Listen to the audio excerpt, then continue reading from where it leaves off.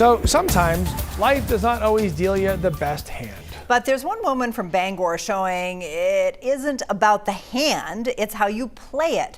News Center Maine's Sam Olson has her story.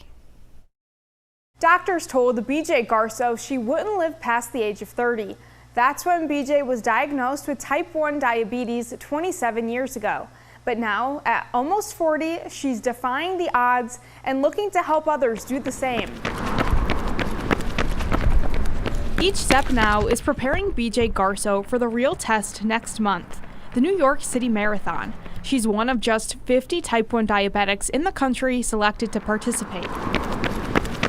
Growing up with type 1, BJ says she was constantly reminded of what this disease would do to her instead of what she could do living with the disease. I never thought I would even be able to run a mile, to be honest with you. And here she is, training for 26 miles and advocating for people who can't afford their life-saving medical supplies.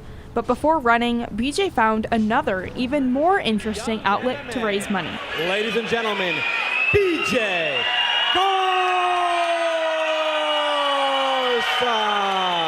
Since 2017, BJ has raised more than $8,000 by locking herself in the cage. With help from small businesses and friends, she's used that money to help herself and others dealing with the disease.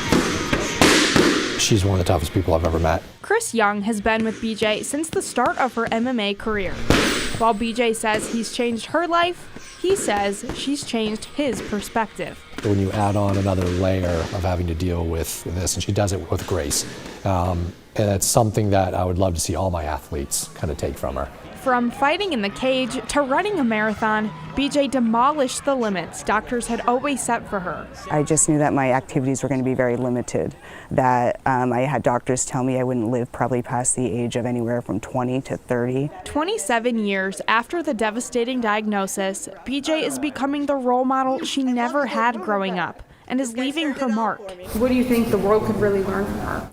If you want to do it, go do it. Simple. I'm going to use my feet while I still have them. I'm going to run while I still can, because honestly, with a disease like this and everything I've gone through, I don't know how much time I have left. BJ will run the New York City Marathon on November 6th. If you're interested in helping BJ fundraise, we'll have a link on our website. Sam Olson, News Center, Maine. And if that doesn't put things in perspective, Right? I don't know what Inspirational would. Friday for you. Yeah, amazing.